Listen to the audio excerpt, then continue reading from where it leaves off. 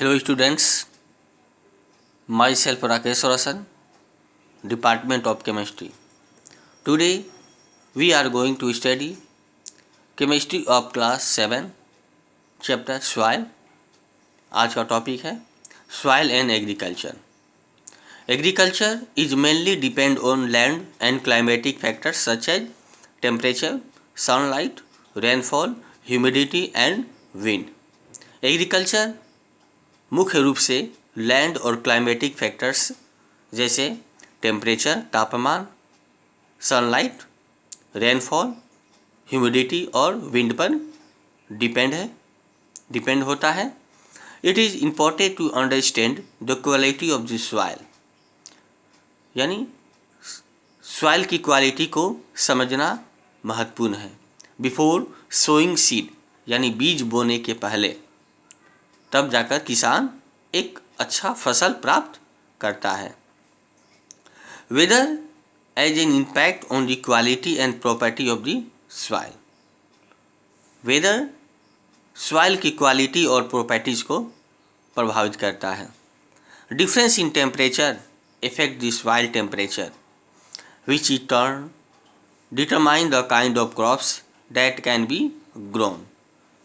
Difference in temperature affect the soil temperature, यानी तापमान में अंतर मिट्टी के तापमान को प्रभावित करता है और ये वहाँ उगने वाले फसल को प्रभावित करता है.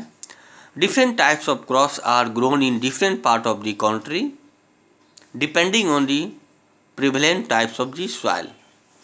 यानी भिन्न भिन्न प्रकार के फसल हमारे देश के भिन्न भिन्न भागों में उगाया जाता है जो वहाँ के मिट्टी के ऊपर डिपेंड करता है.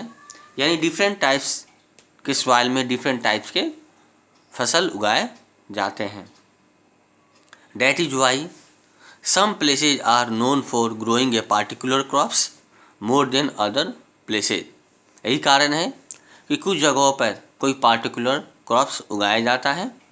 जैसे पंजाब में गेहूँ उगाया जाता है, वेस्ट बंगाल में राइस उगाया जाता है. तो अलग अलग जगहों पर अलग अलग तरह के फसल उगाए जाते हैं और ये जो क्रॉप्स हैं वहाँ के टेम्परेचर और सॉइल पर डिपेंड करता है और वहाँ की क्लाइमेटिक कंडीशन पर भी डिपेंड करता है. Sandy soil is suitable for growing crops such as gram, barley, jowar and maize. Sandy soil यानी सैंडी सॉइल जो है वह ग्राम, बार्ली, ज्वार और मेज यानी मक्का के लिए एक सुटेबल सॉइल है. Cotton grows well in sandy loam soil. Sandy loam soil में कॉटन अच्छी तरह उगाया जाता है. Vegetable such as potatoes and carrot and fruit such as tomatoes and pomegranate also grown well in sandy soil. Sandy soil में कुछ फसल ये वेजिटेबल्स भी उगाए जाते हैं और कुछ फल भी उगाया जाता है. जैसे वेजिटेबल्स में पोटैटो और कैरोट और फल में टोमेटो और पोमेग्रेनेट यानी अनार और टमाटर उगाया जाता है सैंडी सॉइल में. This soil need water to drain away quickly, क्योंकि इन फसल को उगाने के लिए कम पानी की ज़रूरत होती है. क्योंकि सैंडी सॉइल जो है उसका वाटर होल्डिंग कैपेसिटी कम होता है. Clay soil is suitable for paddy which grow in standing water. Paddy यानी धान के फसल के लिए क्ले सॉइल सुटेबल सॉइल है और इसको उगाने के लिए पानी की स्टैंडिंग वाटर की ज़रूरत होती है. इसलिए इसका खेती जो है रेनी सीजन में किया जाता है. और क्ले सॉइल का वाटर होल्डिंग कैपेसिटी ज़्यादा होता है. इसलिए क्ले सॉइल जो है वो पैडी के उगाने के लिए एक सुटेबल सॉइल है. Onion also grow well in clay soil. Clay soil में प्याज भी अच्छी तरह उगाया जाता है. Loamy soil is extremely fertile and hence suitable for grown a variety of fruits. Loamy soil वह फर्टाइल सॉइल होता है क्योंकि इसमें ह्यूमस होता है इसलिए भिन्न भिन्न प्रकार के फल को उगाने के लिए एक सूटेबल सॉइल है वेजिटेबल्स एंड फ्लावर्स, यानी loamy soil is suitable for variety of fruits, vegetables and flower. Bell pepper, cabbage, cauliflower, beet and pulses thrive in loamy soil. इन bell pepper, cabbage, cauliflower, beet और pulses के लिए loamy soil एक suitable soil है।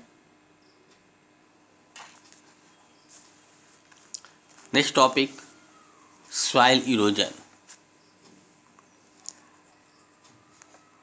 The topsoil, which is most fertile layer of the soil, can be blown away easily by wind or washed away by flowing water.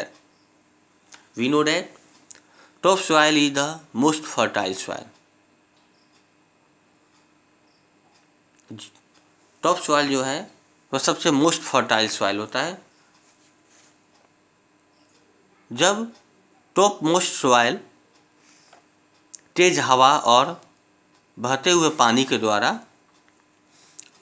Remove हो जाता है तो उसे मिट्टी का कटाव यानी सॉइल इरोजन कहा जाता है।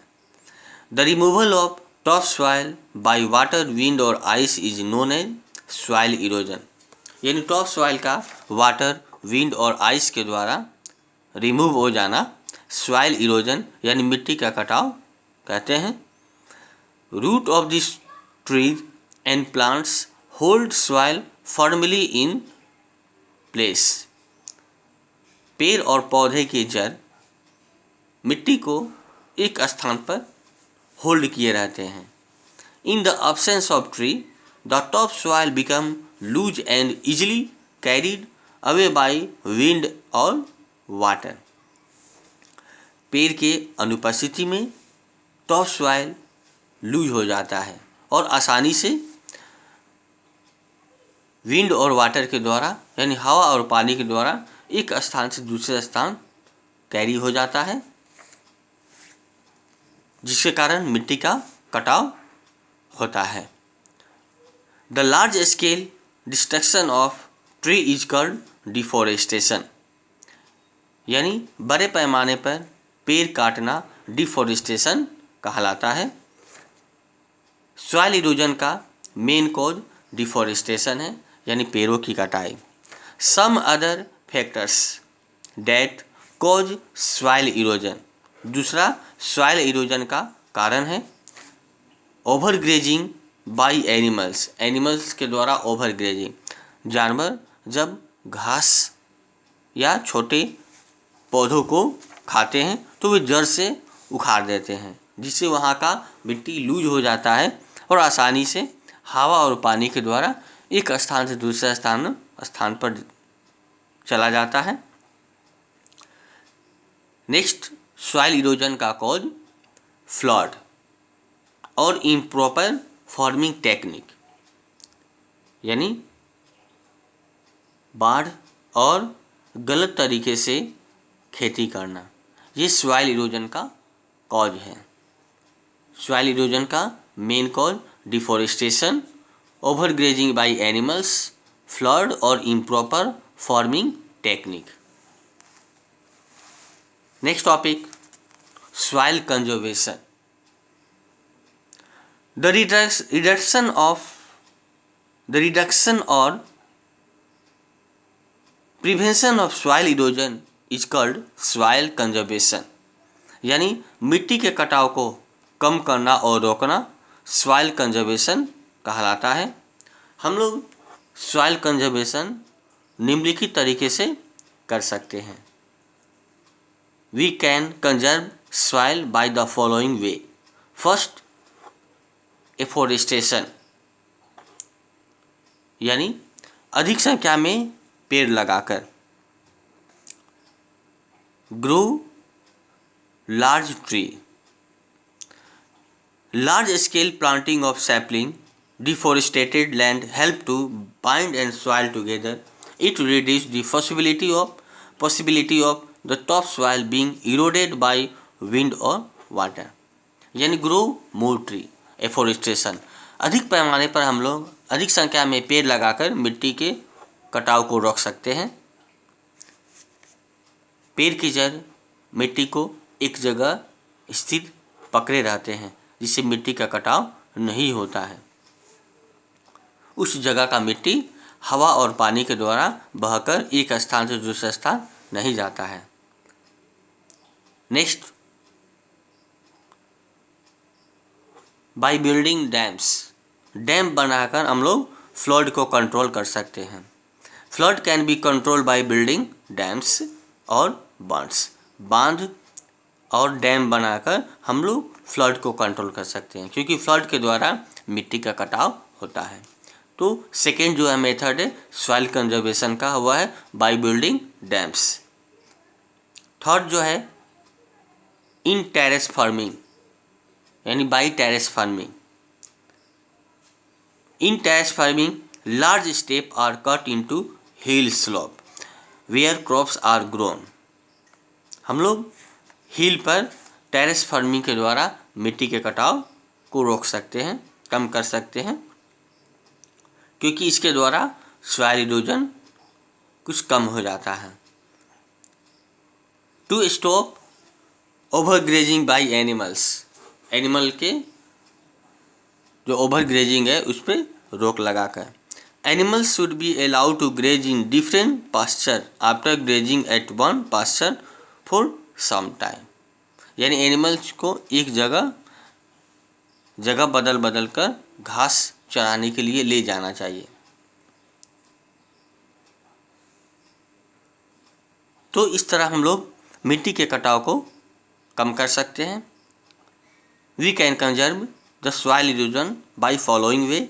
First, by afforestation. Second, by building dams. Third, by terrace farming. And should be banned in overgrazing of animals. Okay, thanks.